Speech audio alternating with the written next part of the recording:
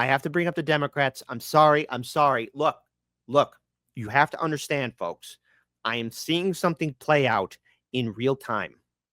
And I think it's only fair that we at least try and come to terms with what is potentially being laid down before us.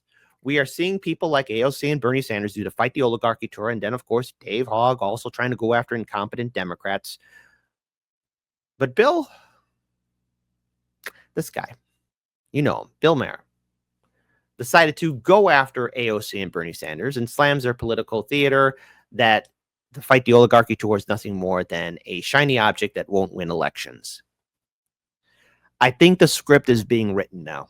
What do I mean? Well, and I'm probably wrong about this, and I want to be wrong about this. And I want to just say I don't want to speak for everybody in independent media, but I think in some iteration, in some form, a lot of us, we've been speaking about this, from Sabby Sabs, Do Dissidents, RBN, Matt Weinglass, Pasta, Nico House, that AOC is being propped up as some form of new Bernie Sanders 3.0, okay? Something's being laid out for 2028, where she might be a progressive challenger. Now, that doesn't mean she's going to win the Democratic primary, but enough to get people excited on the hopium copium for the 2028 election cycle, especially for the Democratic primary, so that they could cheap herd people, rebuild a brand for the Democrats, and then have some sort of neoliberal candidate like we saw in 2016, 2020, and of course, 2024. But we all saw how it failed miserably, so that people can go ahead and vote Democrat. I see that being laid out.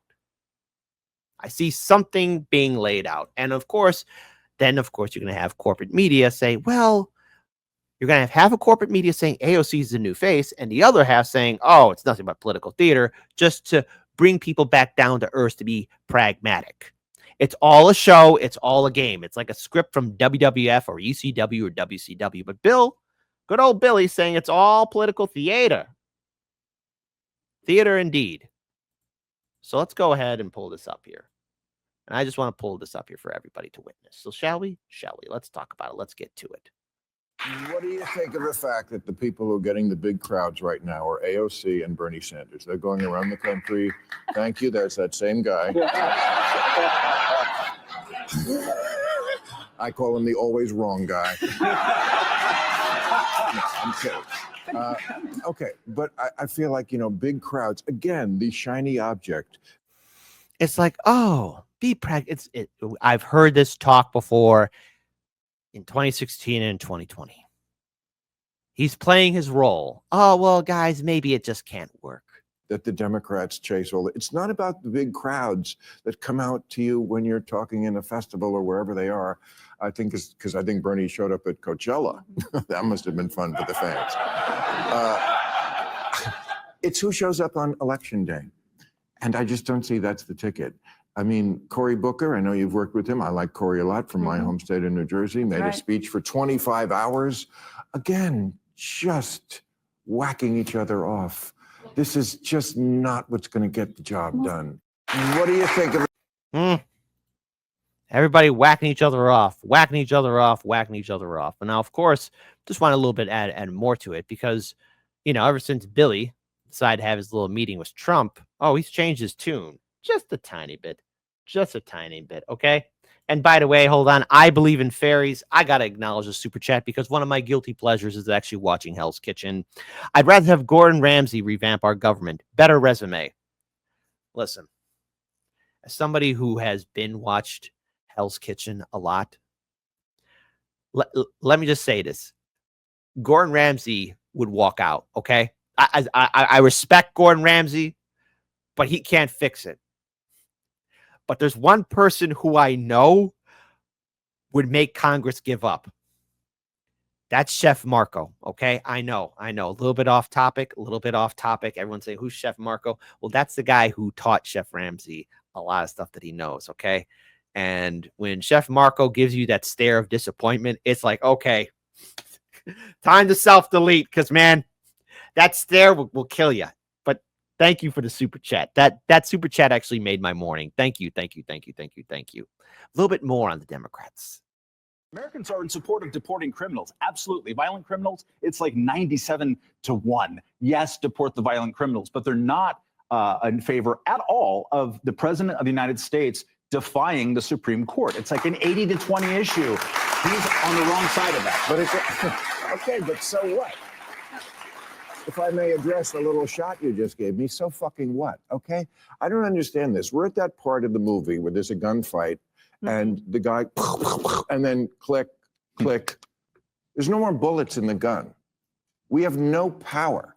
So how do we handle this? And Well, that's the thing. The Democrats purposely made sure that they would not load all the rounds in the magazine.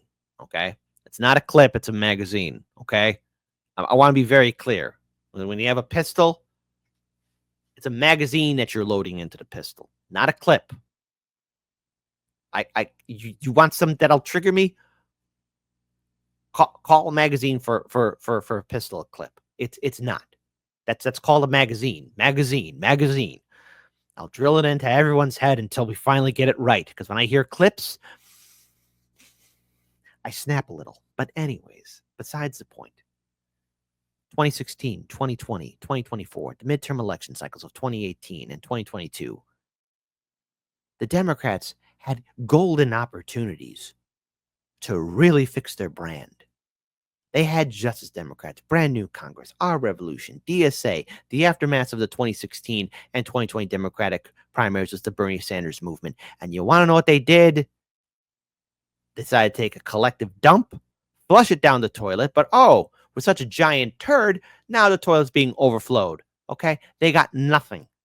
They flushed all the goodwill away. They screwed it up. They got a giant mess on their hands, and they don't really have anything to run on except, hey, guys, do you remember when? To quote Tony Soprano, do you remember when is the lowest form of starting a conversation? Okay? Remember when? Back in the day. All that kind of stuff.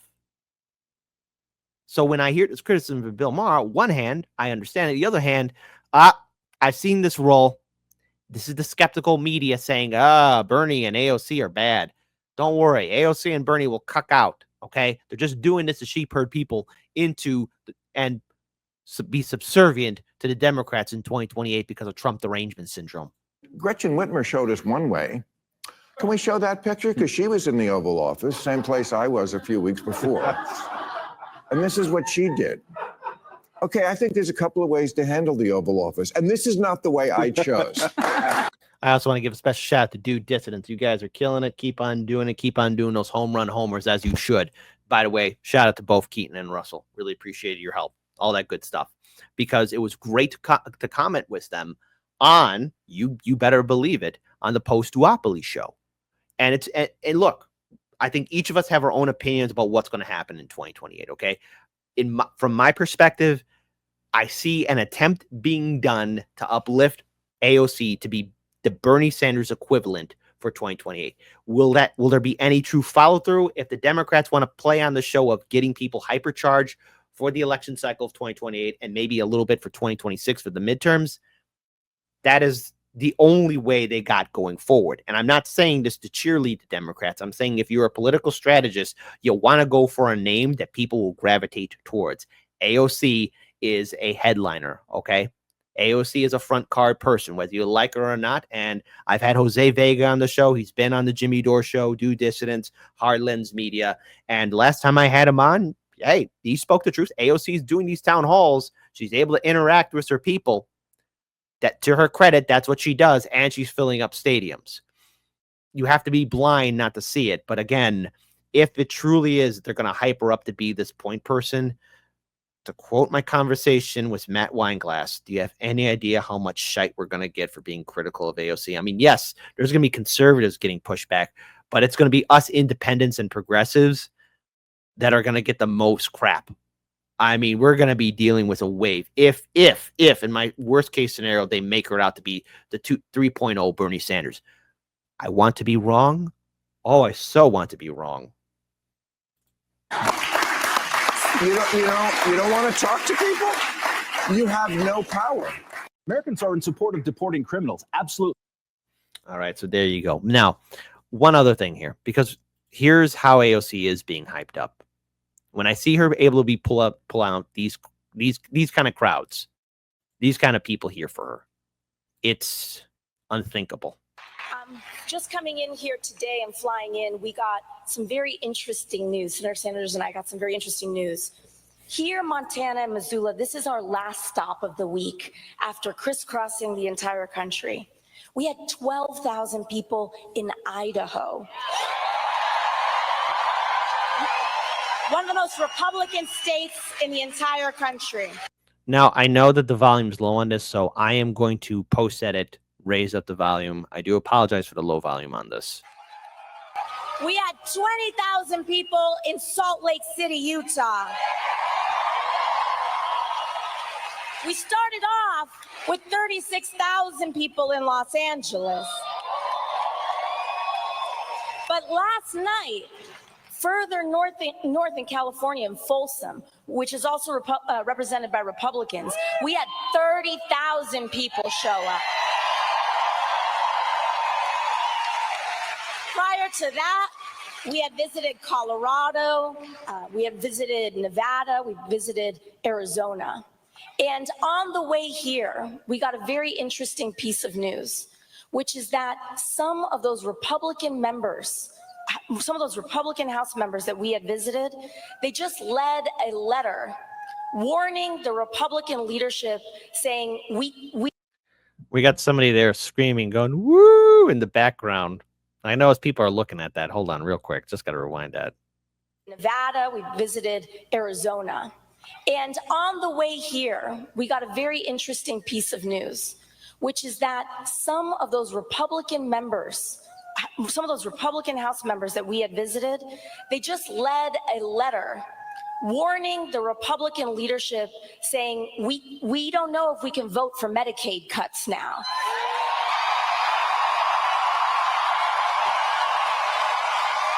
They'll still probably do it. See, this is hopium copium, and I am not upset with anyone going to Fight the Oligarchy event. Okay, I get it. Donald Trump, he triggers people. I understand it, and Donald Trump makes people feel a certain way. But see, the problems with this country did not start with Donald Trump. It starts with the politicians that allowed somebody like Donald Trump to take advantage of things, okay? And I know I got Trump supporters who watch the show tier 2. Never hero worship any politician, okay? You're always going to be disappointed. But see, the problem is, and we see Democrats and Republicans do this, they're turning one person, one president into the almighty boogeyman. We had Republicans going after Obama, calling him the Antichrist and all this other stuff, when all what he is doing, Obama, Trump, Biden, Reagan, Bush Sr., Bush Jr., Bill Clinton, they're following orders of the neoliberal establishment and their corporate donors. Wall Street, big banks, they're all friends. George Carlin was right. It's a big club. You ain't in it. They're following the orders. They're following the orders. The orders. It doesn't start with Donald Trump. It doesn't end with Donald Trump. It starts with the politicians that allowed Wall Street and the banks to buy everything up. And so when Bill Maher is saying that, oh, AOC and Bernie, it's nothing but political theater. On the one hand, yes, he's right. But on the other hand, look, he's playing his role tier 2 to get people to be like, yeah, we like AOC, we like Bernie, but we better be pragmatic when the serious person enters the room. And the quote Jamie Teisel right here, I still have this up here. This is so sad. Makes me feel like all the work we've been doing has been for nothing. No, Jamie, it hasn't been for nothing. It just requires us to be more consistent. And when people do wake up and see that this was all nothing but a song and dance show for AOC and Bernie to get sucker people into the Democrat Party, we just say, hey, welcome to the family. It's your first time. Sit down, grab yourself some hot cocoa. This is going to be your real group therapy session. It's like, hey, buddy, hold on. It's like, hey, we love you. I understand your pain. That's you, Missoula. That's you, Montana. That's you, Colorado. That's you, Arizona. That's you, California. That's you, the people. We got them on their back foot. We got them scared. We got them running. But our job is not done. And we will rally every corner of the United States of America until we save Medicaid and Medicare for every American, until we defend Social Security, and we tell them who's really in charge in this country. So we are here for the long haul, and we will not stop until they actually vote no. Where were you for forced to vote and March for Medicare for All in 2021? That's what I'd like to ask. Where was all of that jazz?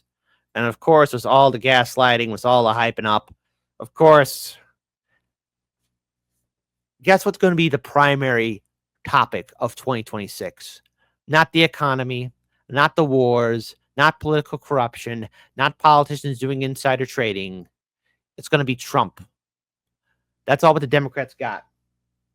Trump. Bakersfield, this is a matter of fact. Donald Trump is a criminal. He was found guilty of 34 felony counts of fraud, found liable for sexual abuse. And if he wants to find the rapists and criminals in this country, he should look in the mirror. You know what this means? More legal lawfare, more wasted time, more pointless court dates, more pointless this, pointless that. I mean, it's just going to be one big, disgusting shite call. And of course, what better way to finally end all of this than by bringing up the aspect of, you better believe it, Democrats face growing calls for generational change. So calls for generational change among Democrats are growing louder as the party seeks to chart a path forward going into the 2026 midterm. Of course, on Wednesday, Democrat National Committee Vice Chair David Hogg's group leaders We Deserve PAC launched a $20 million effort aimed at launching primary challengers against House Democrat incumbents in safe seats in hopes of electing younger candidates. Quote unquote safe seats. That means those older Democrats have a machine put in place. You're wasting money, honey child. You're wasting money.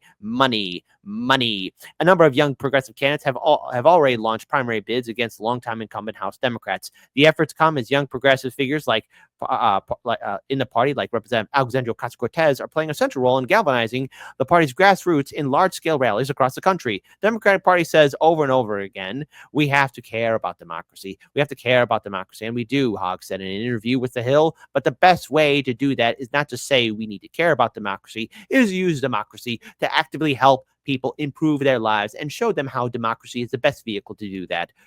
Well, let's talk about democracy, okay? Because I've been in these trenches now for 8 years. The Democratic Party is a private institution. All right, ripping that Band-Aid off liberals and progressives who are still hypnotized by the vote blue no matter who machine and believing that Trump is the all-seeing evil. The Democratic Party is a private institution, which means the superdelegates, the donors, the big wigs get to decide who becomes the nominee for the 2028 midterm election cycle. They decide. The voter doesn't. No matter how shiny and good your campaign is, you got nothing. You have nothing. You don't have a leg to stand on. You have no proof. You have nothing. Nothing. And yet the Democrats, especially people like AOC, are going to lead people into it, thinking that they have a chance this time. No, the people in the back rooms decide who's the nominee. I mean, we saw it on display in 2016, 2020, 2024. Okay, any more evidence? Any more evidence? Any more proof? I mean, last election cycle, hell, even dissidents, they went up there to one of the Democratic primaries where people were voting, and turns out Kamala had it all in the bag, and anybody that was running in that primary, you better believe it, just never standed a snowflake's chance in Vulcan's Forge. That's it. Melted away. This is all to get people to be suckered in. Bill Maher's playing his role, AOC's playing the role, and at the end of the day, they're going to coalesce, combine, and say, hey, everybody, support this serious neoliberal Democrat who's pragmatic and gets it, who understands the left, but also understands that we have to get serious. If I become more of a jerk in 2028, especially when people start hyping up this potential AOC 2028 run, if she does choose to run, it's because now I understand what my elders were saying. This isn't the first time I've seen this play out over and over again. But it's going to be the first time for a lot of people who are in the cult of personality hero worshiping somebody in the Democrat Party. And all I can do is say that Coca-Cola line. 2 lines to be more precise. As you got that noose around your neck, and those AOC 2028 supporters are crying with that noose around their neck too, I'll turn to them and say, first time, and then, of course, using my favorite Logan Roy quote, to the vote blue no matter who, people, thinking you could change and recharge the Democrats, rebrand them. I love you, but you are not serious people.